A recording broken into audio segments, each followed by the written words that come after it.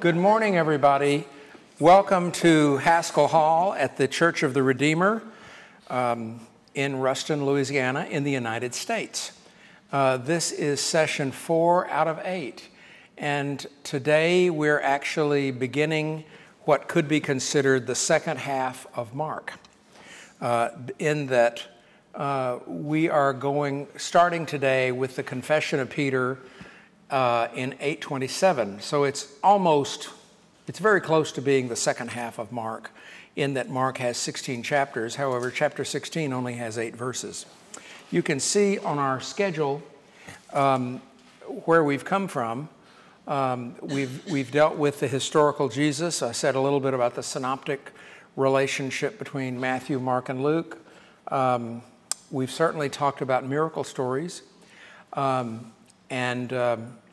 There was a time that people didn't believe that Jesus actually did miracles. A lot of 19th century people did not believe that Jesus did miracles.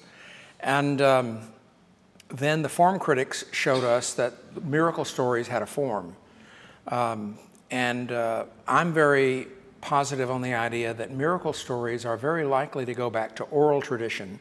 Since you see miracle stories in so many different cultures, the old Debelius tried to show that, there were the laws of oral literature, which became written literature, and he looked at folk tales. But in Bultmann's History of the Synoptic Tradition, he actually showed parallels in all sorts of places, including magic, including the rabbis, all sorts of places where there are these miracle stories and they have a form. And so when you see the cross-cultural nature of pretty much the form of a miracle story, that could bring you to the conclusion, or help you to affirm the conclusion, that miracle stories are very likely to go back to oral tradition. In other words, miracle stories, as far as I believe, are very likely to go back to stories that were in fact told in oral tradition, and some of those stories told in oral tradition were remembered as to what Jesus did during his earthly life. So if you're interested in the historical Jesus, as I continue to be, you'd really like to know if you can really trace certain stories to oral tradition, because if it goes back to oral tradition, there was oral gospel tradition before there was written gospels. And so if it's in oral tradition, that is 1 or 2 steps closer to what Jesus did during his earthly life. I think that's important. Today we'll focus on the Confession of Peter and the 3 predictions by Jesus of his passion, death, and resurrection. By the way, passion means his suffering. Pathos in Greek is suffering, and then pathos becomes passio in Latin. And so that's what we mean by passion. Here's my timeline of the Gospels.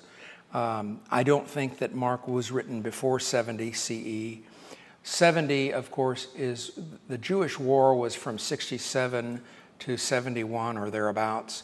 And during that time, the Romans laid siege to Jerusalem and the temple was destroyed.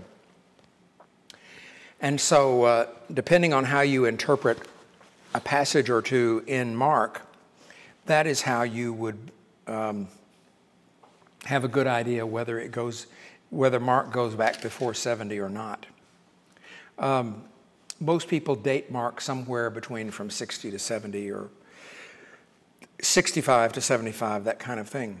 And then if you believe in Markan priority, then you would date Matthew and Luke after that. And of course, here is the most commonly accepted solution to the synoptic problem. It used to be called the two-source theory, where you have Mark and Q being the source of Matthew and Luke. And then if you believe in these other sources, and I think the other sources, particularly in the case of Matthew, I think there are multiple other sources.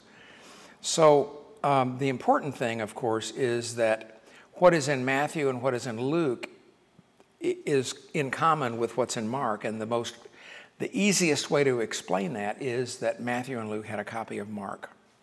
And then Q means the non-Markan material, about 230, 235 verses that are in Matthew and Luke that are not in Mark. And so that gives rise to the Q hypothesis. Today we're looking at 8:27 and following through the end of 10. and then I'm giving myself the section number or the paragraph number in Kurt Aland's synopsis. That's not that important in Mark, but boy, when you study Matthew and you're trying to figure out, okay, what was in Mark, and then how was this transformed in Matthew, it's very important when you study Matthew and Luke, but especially Matthew, to compare what's in Mark with what you see in Matthew, to see if it's the same or to see if it's different. So let's take a look at 8:27. Okay, this is both the confession of Peter, which ended at verse 30, and then 8:31 to 33 is the first prediction of the Passion. This story is added to tremendously in Matthew 16, where it says, okay, your name is Peter, your name is Petros, and on this Petra I will build my church. And I'm going to give you the keys to the kingdom of God, and whatever you bind on earth, presumably whatever you forbid on earth will be forbidden in heaven, and whatever you loose or allow on earth will be allowed in heaven, and the gates of hell will not prevail against the church. All of that stuff about the church and about being given the keys to the kingdom, all of that is in Matthew. That is not in Mark. The question is, does that stuff about Jesus giving Peter the keys to the kingdom of heaven, does that really go back to the historical Jesus? I am not absolutely certain that it does. So, you know, when we do a type of source criticism and redaction criticism or editing criticism, it does sometimes raise questions, or there are questions that you can ask that are much easier to ask than they are to answer. But I think that's the thing about scholarship on the Bible is sometimes you ask questions and they are sometimes uncomfortable questions, and how you would answer the question, it's like there's a fork in the road. And if you answer certain questions or issues one way, it's like this. And if you answer another way, it's like that. And so that's the fun of reading first century text. Matthew, by the way, in Mark, it says, you are su e ho Christos, you are the Messiah, or you are the Christ. The NRSV prefers Messiah because Messiah means anointed one and Christos means anointed one. And so NRSV prefers Messiah, which drives some people crazy. And that's all that Peter says. In Matthew, you are the Messiah, the Son of the living God. And so there in Matthew, that shows you the preference, which we can note elsewhere many times. Matthew prefers Son of God as the premier title of Jesus. So that's important, but you are the Messiah. Then, of course, in the story immediately following, in 8:31, Jesus foretells, okay, what kind of anointed one am I going to be? By the way, an anointed one is a king. Kings aren't crowned, kings are anointed in ancient Israel. And so in verse 31, he began to teach them, or he was teaching them, that the Son of Man must undergo great suffering and be rejected by the elders, the chief priests and the scribes, and be killed, and after 3 days rise again. He said all this openly. He's not talking about a parable, right? He says this openly. Peter took him aside and said, this can't be right, see? And then Peter is called Satan by Jesus. Isn't it interesting that the head of the church, or the chief of the original 12 apostles, is referred to and is addressed as Satan by Jesus himself? How about that? I tend to see Mark being very consistent with having a very negative portrayal of the apostles, and I see this as a part of it. Then, of course, after that, you have the story about take up your cross. He called to the crowd with his disciples, and said to them, if anyone want to become my followers, let them deny themselves and take up their cross and follow me. For those who want to save their life will lose it, and those who lose their life for my sake and for the sake of the gospel will save it. What will it profit them to gain the whole world and forfeit their life? Indeed, what can they give in return for their life? Those who are ashamed of me and my words in this adulterous and sinful generation, of them the Son of Man will also be ashamed when he comes in the glory of his Father with the holy angels, the second coming. Now, take up your cross and follow me. In the context of Roman persecution of Jews, that means be prepared to become a martyr and get crucified by the Romans. Okay? When Luke gets this passage, he adds two words. He adds kath hemeron. And kath hemeron literally means according to the day, or daily, or day by day. So you take up your cross day by day and follow Jesus. So that removes it from the idea that we're talking about Roman crucifixion or being condemned to death by the Romans. And so this is a Lucan addition that you only see in Luke. You don't see it in Matthew, and of course it's certainly not in Mark. And so Luke, writing toward the end of the first century, Luke and Acts go rather out of their way in trying to show that the apostles are always good citizens of the Roman Empire. You know, when Paul gets arrested, Paul gets in trouble with the Jews because he's preaching Jesus in synagogues, and then it comes to Roman officials. The Roman officials never mistreat Paul. And finally, Paul actually goes to Rome, and Paul is under lighthouse arrest and preaches the gospel rather openly for 2 years. And so the book of Acts ends. And the book of Acts does not say anything about the fact that Paul was beheaded under the Emperor Nero. So Luke Acts has a point of view that shows that Jesus is a really good obeyer of the law. And if Jesus gets in trouble with the Roman legal officials, it's because it's been sort of fomented by people who are not Romans. And so Luke Acts is very pro-Roman Empire. That's a very different point of view than what we see in Mark. See, when you compare Matthew, Mark, and Luke, and then when you read both Luke and Acts, you can see that there are specific characteristics that Luke Acts has. So in the late first century, when the writer of Luke also wrote Acts as the sequel to Luke, they are not wanting to antagonize the Roman government. And actually, both Luke and Acts are dedicated to a literary patron, Theophilus, a particularly good Greek name, see? So Luke and Acts are very pro-Roman, Roman Empire. Mark absolutely positively is not. Then as we go on, there is the story of the Transfiguration. You have all heard sermons on the Transfiguration, haven't you? Jesus goes up on the mountain and Jesus starts glowing. And then Peter says to Jesus in Mark 9:5, Rabbi, it is good for us to be here. Let us make 3 booths, one for you, one for Moses, and one for Elijah. He did not know what to say, for they were terrified. He's speaking foolishness. Then a cloud overshadows them, and from the cloud there came a voice, this is my son, the beloved, listen to him. By the way, at the baptism of Jesus in Mark, it's only, you are my son, the beloved. It's not necessarily anybody else hearing the voice of God at the baptism of Jesus, because Jesus is addressed in the second person singular at his baptism.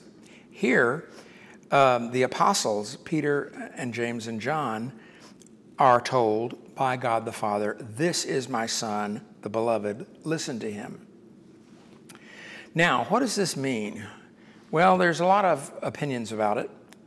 Bultmann, my teacher's teacher's teacher, thought that it was originally a resurrection appearance, which was later put before Jesus' passion and death. I don't really agree with that. But the story confirms Jesus' resolve to go to Jerusalem and die, and it assures the readers, most importantly, it assures the readers of Mark that Jesus going to Jerusalem, as dangerous as it is, was fully consistent with the law because Moses is there and the prophets. Elijah is there. Remember the two parts of the Hebrew Bible, the law and the prophets? And so Luke 9:31 adds the Greek word exodus. They were speaking of his exodus, which he was shortly to accomplish in Jerusalem. So the Transfiguration is connected with the passion and death of Jesus. And the fact that Moses and Elijah are there, I think it is a way of saying, hey, this is fully consistent with the law and the prophets. In other words, the Old Testament. Then you have the coming of Elijah. Let's read that. Fred, would you read that, 9:11 through 13?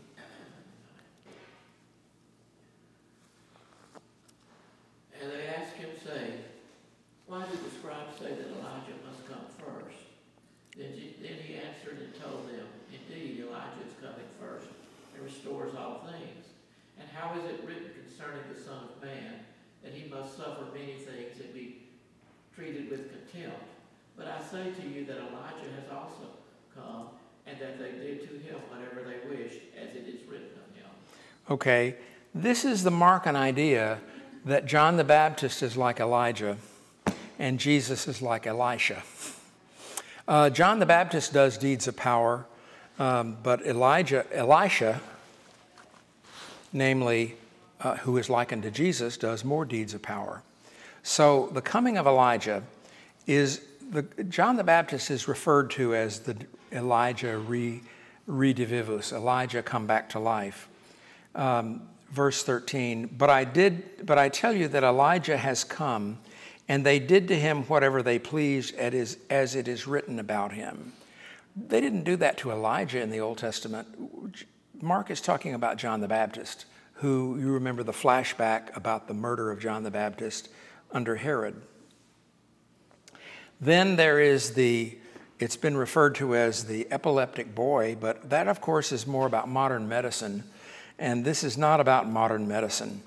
In 9:14 and following, they came to the disciples, they saw a great crowd around them, and some scribes arguing with them. Biblical scholars love to argue, don't we? When the whole crowd saw him, they were immediately overcome with awe, and they ran forward to greet him. And he asked them, what are you arguing about with them? Someone from the crowd answered, Teacher, I brought you my son. He has a spirit that makes him unable to speak. Whenever it seizes him, it dashes him down, and he foams and grinds his teeth, and becomes rigid. And I asked your disciples to cast it out, but they could not do so. Their daimon was not as powerful as the daimon in the boy, see? So finally, Jesus sees the boy, the spirit convulsed the boy, and he fell on the ground and rolled about, foaming at the mouth, etc. So eventually, the father of the child, verse 24, said in a line that has often been quoted in liturgy, I believe, help my unbelief. And then Jesus rebukes the unclean spirit. I command you, come out of him and never enter him again. After crying out and convulsing him terribly, it came out, and the boy was like a corpse, so that most of them said, he's dead. Jesus took him by the hand and lifted him up, and he was able to stand. So this is a particularly difficult daimon to cast out, but Jesus is able to do it. Then, of course, in chapter 9, you have Jesus foretelling his chapter one more time. In the second prediction of the Passion, Jesus succinctly says what is going to happen at the end of his life. The disciples, because of Jesus' rebuke of Peter as Satan, previously in chapter 8, make no response whatsoever. Their silence on their part reminds me of the silence of the women at the empty tomb. They said nothing to anyone because they were afraid. in that very important line from 16:8 at the end of Mark. So the second prediction of the Passion, nobody objects to what Jesus is saying, and no one even discusses it. They just are silent. Then you have who is the greatest and who is the not the greatest. They came to Capernaum. They're near the Sea of Galilee. And when he was in the house, he asked them, "What were you arguing about on the way?" And they were silent, for the one they had argued with, on the way they had been arguing with one another, who was the greatest. See, the disciples are not only stupid and they don't obey Jesus and they don't believe Jesus, but they're also ambitious. By the way, in this gospel, it's Peter and it's James and John that ask for the best seats in the kingdom. Whereas in Matthew, it's the mother of James and John that ask for the best seats in the kingdom for her sons. And Luke leaves it out entirely, see? So the apostles are not getting a good press here. But he says, verse 35, "Whoever wants to be first must be last of all and servant of all. He took a little child and put it among them, and taking it in his arms, he said, 'Whoever welcomes one such child in my name welcomes me, and whoever welcomes me welcomes not me, but the one who sent me.'" And of course, the one who sent him is Almighty God. So that's pretty much chapter 9. You have some other sayings, the strange exorcist. The other exorcist is actually casting out demons in Jesus' name.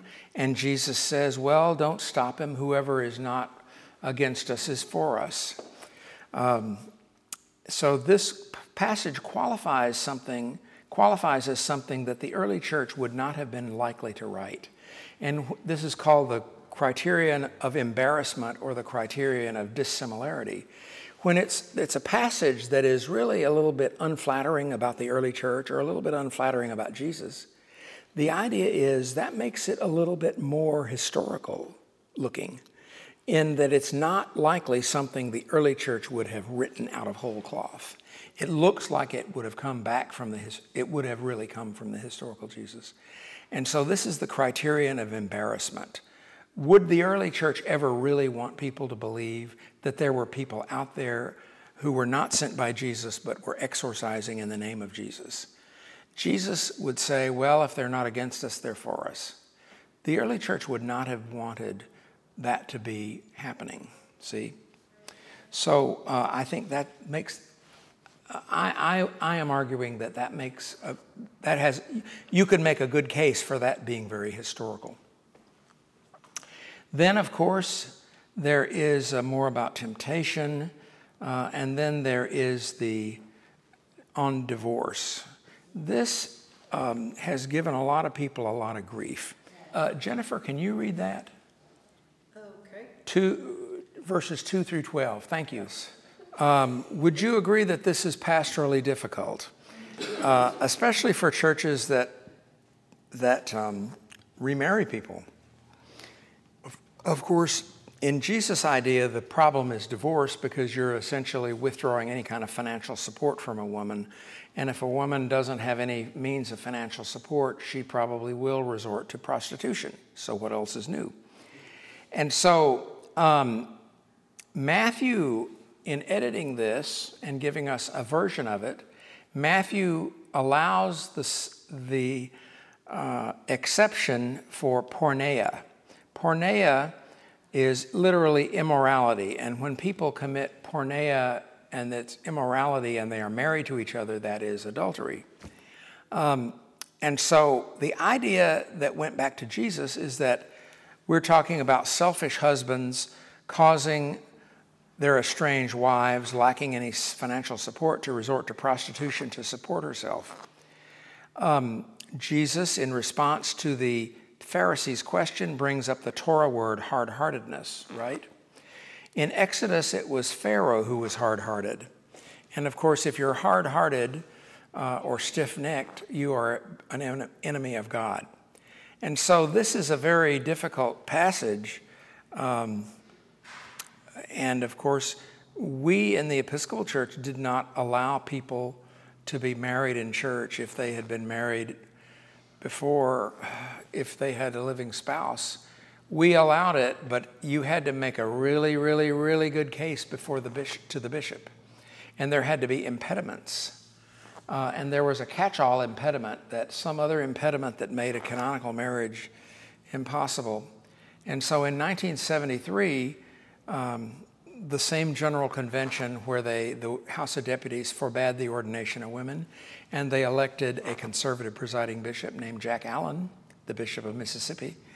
They allowed there to be, they changed the marriage canon to where there was, you could be married in church, and it was a much more pastoral thing, and you didn't have to require impediments, and it became a lot more reasonable and a lot more pastoral, and a lot more, the bishop in giving permission was obligated to rely more on the judgment of the parish priest.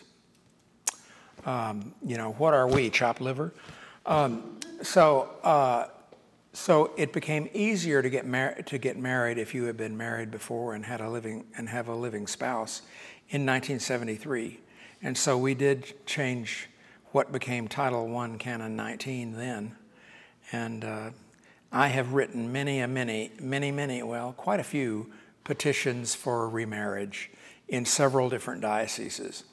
Sometimes you have to fill out a form, sometimes you have to fill out a form and write a letter. And I've never been turned down.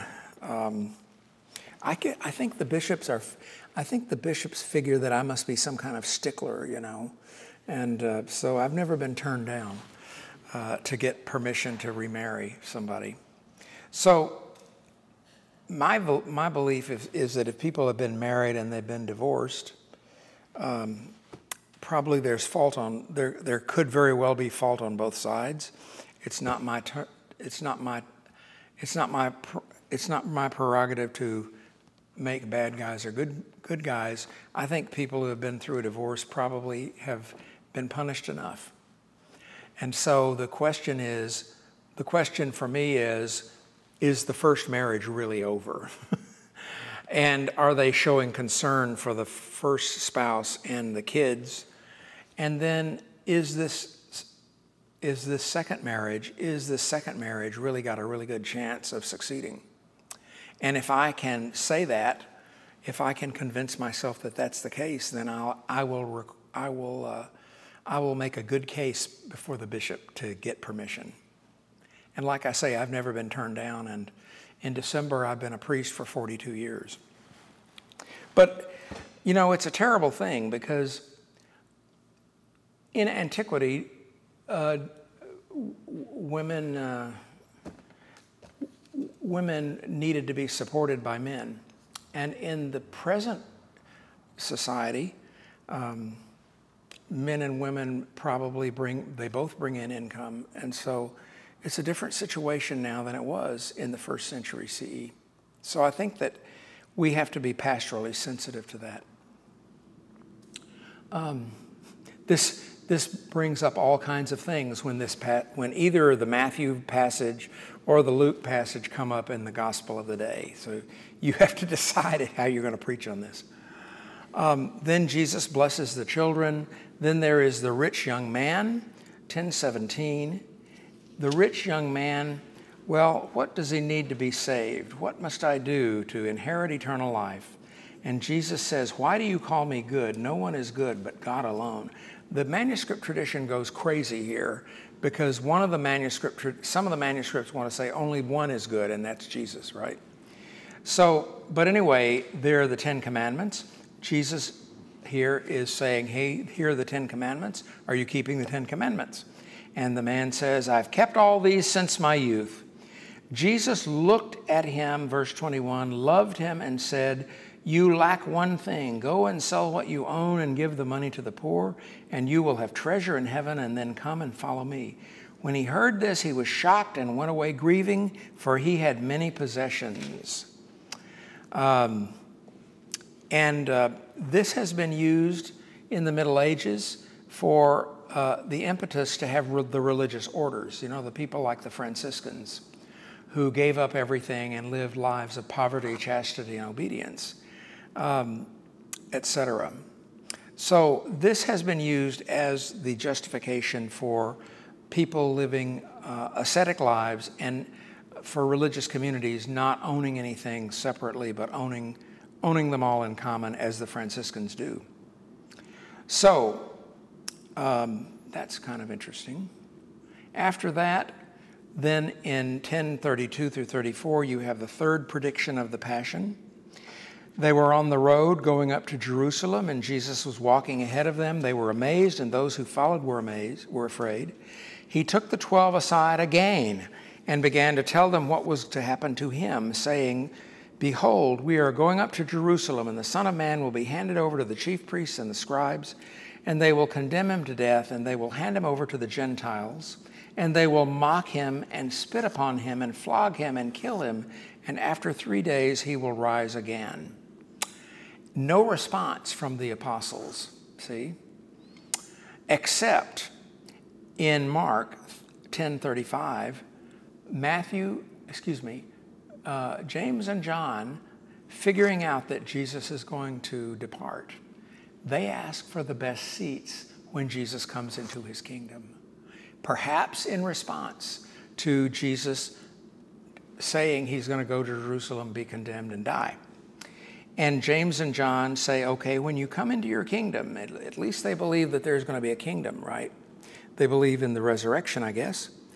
When you come in your glory, grant us to sit one at your right hand and one at your left. And so Matthew is so chagrined by this, he has the mother of Jesus ask it, and Luke leaves it out entirely. Note in 1033 that Jesus understands his opponents will be the chief priests and scribes, and it is they who will condemn him to death, and they hand him over to the Gentiles, and it is the Gentiles, namely the Romans, who condemn Jesus to die in a juridical procedure. And then finally, in 1045, a very good, well, let's look at this in 1042. Jesus said to them, he called them and said to them, "You know that among the Gentiles, those whom they recognize as their rulers lord it over them, and their great ones are tyrants over them. But it is not so among you. Whoever wishes to become great among you must be your servant. Whoever wishes to be first among you must be slave of all. For the Son of Man came not to be served, but to serve, and to give his life as a ransom for many." That looks like that saying at the end, that looks very much to me like that is from the historical Jesus. That Jesus, I believe that Jesus did predict his suffering and death. I can't imagine the early church making that up.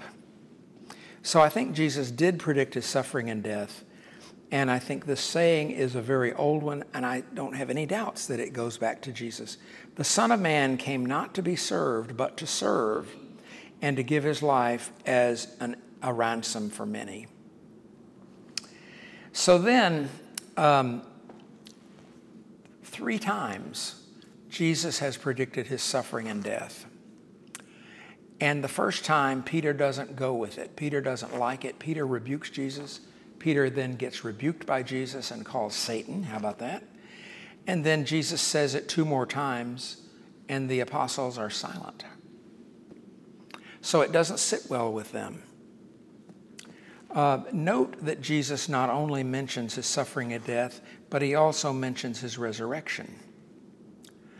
And as we will see in 16:1 through 8, the apostles are told about the resurrection by Mary Magdalene and Mary, the mother of Jesus, at the empty tomb. And they don't exactly believe it.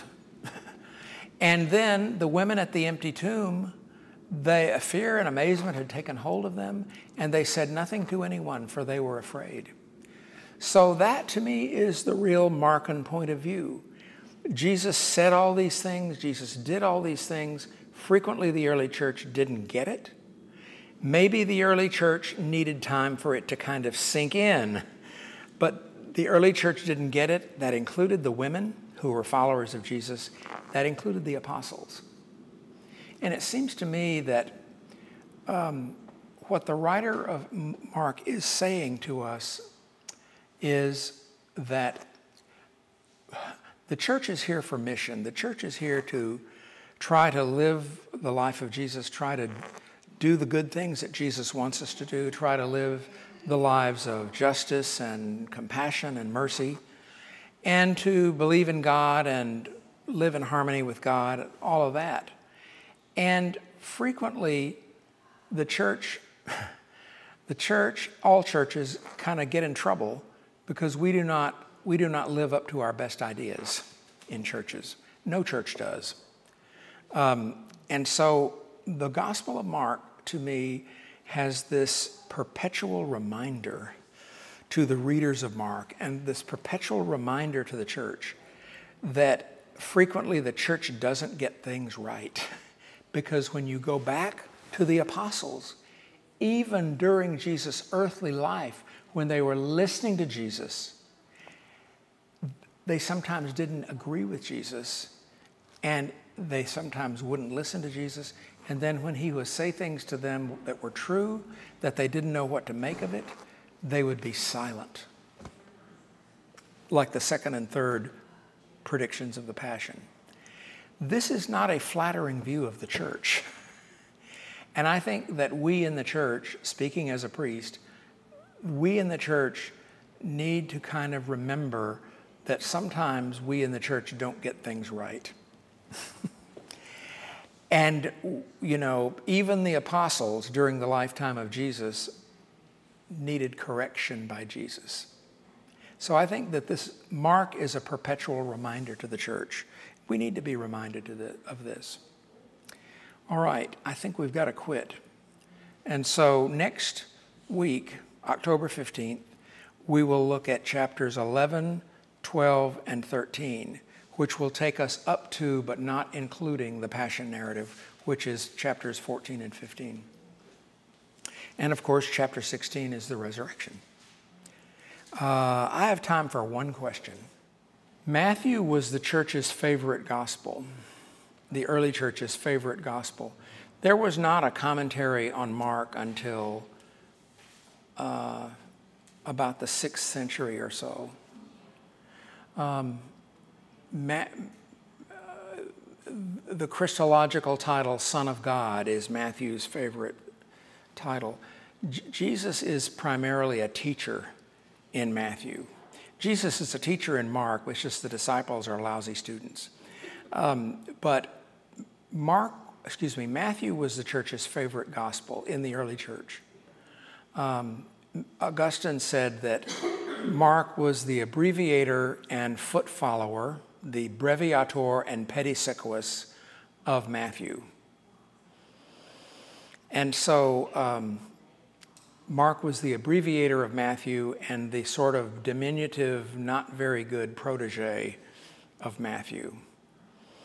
And so the early church did not esteem the Gospel of Mark as highly as it esteemed the other Gospels, particularly Matthew in the early church.